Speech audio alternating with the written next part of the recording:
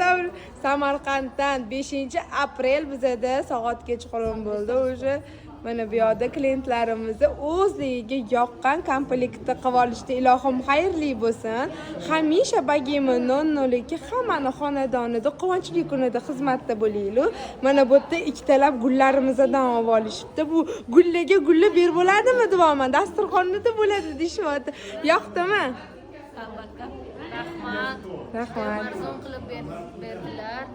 Katta rahmat. Assortiment ham juda chiroyli, magazin o'zi shunaqa yoqimli atmosfera.